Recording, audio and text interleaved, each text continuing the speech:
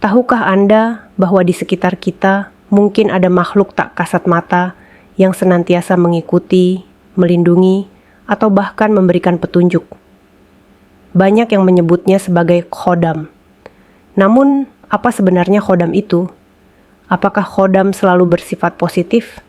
Atau adakah dampak negatif yang mungkin ditimbulkan? Pada kesempatan kali ini, kita akan mengupas tuntas tentang arti khodam, jenis-jenisnya, serta bagaimana pengaruhnya terhadap kehidupan kita. Selamat datang di Cerita Sandekala, tempat di mana kita membahas berbagai fenomena gaib, kisah mistis, dan hal-hal misterius yang ada di sekitar kita. Semoga hari ini Anda dalam keadaan sehat dan selalu diberkahi. Di video kali ini, kita akan mengungkap apa sebenarnya khodam, dan apakah setiap orang bisa memiliki khodam. Sebelum kita masuk ke pembahasan, jangan lupa untuk like, komen, dan subscribe channel Cerita Sandekala, agar Anda tidak ketinggalan cerita-cerita menarik lainnya. Bagikan juga video ini kepada teman-teman Anda yang mungkin tertarik dengan dunia gaib atau hal-hal yang berkaitan dengan energi spiritual. Aktifkan juga lonceng notifikasinya, agar selalu update dengan video terbaru dari kami. Ingatlah bahwa energi yang ada di sekitar kita dapat memengaruhi kehidupan kita, baik secara fisik maupun spiritual. Tetaplah berpikiran terbuka dan seimbang saat menyimak video ini. Semoga penjelasan ini dapat memberikan wawasan baru bagi Anda yang penasaran, atau ingin lebih memahami dunia khodam. Jadi, apa sebenarnya khodam?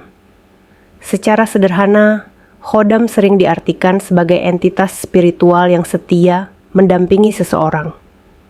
Kata khodam sendiri berasal dari bahasa Arab yang berarti pelayan atau penjaga.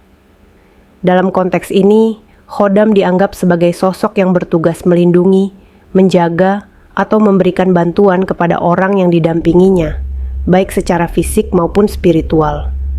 Khodam diyakini hadir di berbagai tradisi dan budaya, terutama dalam kepercayaan mistik Jawa, di mana mereka sering dianggap sebagai makhluk gaib yang memiliki keterikatan dengan seseorang berdasarkan tujuan tertentu. Beberapa percaya bahwa khodam dapat berasal dari leluhur, sementara yang lain berpikir bahwa khodam adalah jin, malaikat, atau makhluk gaib lainnya yang bersifat baik. 1. Jenis-jenis khodam. Ada beberapa jenis khodam yang dikenal dalam berbagai tradisi mistik. Berikut adalah beberapa di antaranya. Khodam ilmu hikmah. Khodam jenis ini dipercaya mendampingi orang yang mempelajari atau mengamalkan ilmu hikmah. Mereka dianggap sebagai pembimbing atau pelindung spiritual yang membantu pemiliknya untuk lebih mendalami ilmu-ilmu gaib. Khodam leluhur. Khodam ini sering dianggap sebagai roh leluhur yang dipercaya menjaga keturunannya. Mereka bertugas untuk melindungi keluarga dari mara bahaya dan memberikan petunjuk dalam kehidupan. Khodam jin. Ada juga yang percaya bahwa khodam bisa berasal dari bangsa jin. Namun, khodam jin ini sifatnya bisa bervariasi. Ada yang baik dan bersedia membantu, namun ada pula yang memiliki niat buruk. Khodam malaikat. Dalam beberapa kepercayaan, khodam dianggap sebagai malaikat penjaga yang dikirim untuk melindungi seseorang. Khodam ini biasanya dikaitkan dengan energi positif yang membantu seseorang menjalani kehidupan yang lebih baik. Tanda-tanda kehadiran khodam. Bagaimana cara mengetahui apakah seseorang memiliki khodam atau tidak? Beberapa tanda-tanda yang dipercaya sebagai indikasi kehadiran khodam antara lain: perasaan aman yang kuat.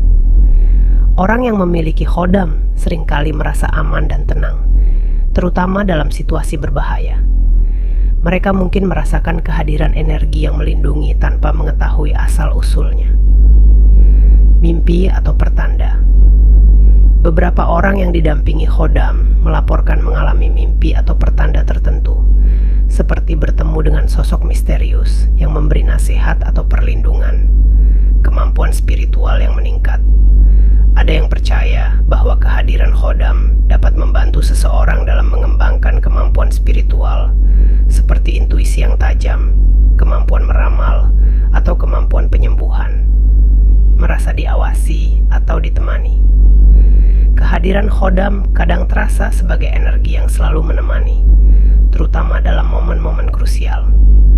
3. Bagaimana mendapatkan khodam?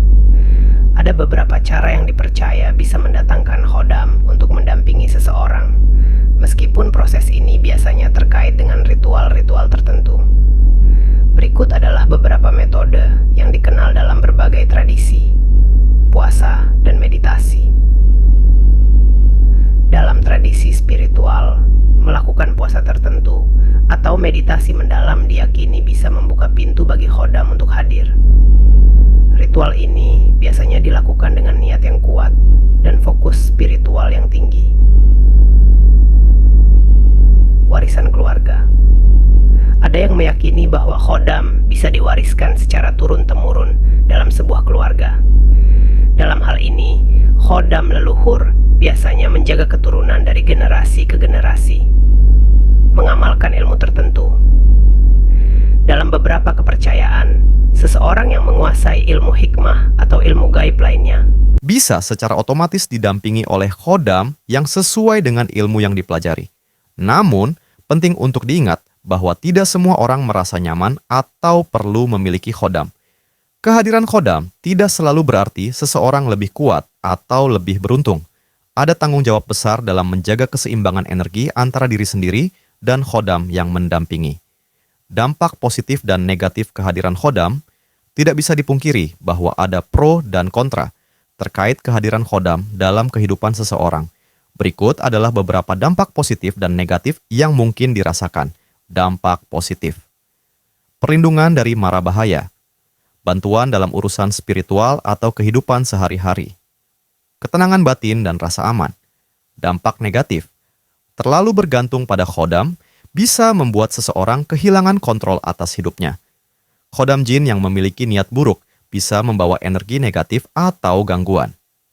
Ada risiko intervensi gaib yang bisa mengganggu keseimbangan spiritual seseorang. Jadi, itulah penjelasan mengenai apa itu khodam dan bagaimana mereka bisa memengaruhi kehidupan seseorang. Khodam memang menjadi bagian dari kepercayaan dan praktik spiritual di berbagai budaya, namun kita harus selalu berhati-hati dan bijaksana dalam menyikapi kehadirannya. Apapun kepercayaan kita, yang terpenting adalah menjaga keseimbangan batin dan energi kita. Jika Anda punya pengalaman atau pertanyaan tentang khodam, silakan tuliskan di kolom komentar. Jangan lupa untuk like, share, dan subscribe channel Cerita Sandekala agar Anda tidak ketinggalan cerita-cerita menarik lainnya. Terima kasih sudah menonton, sampai jumpa di video berikutnya. Semoga kita semua selalu dilindungi dan diberkahi. Wassalamualaikum warahmatullahi wabarakatuh.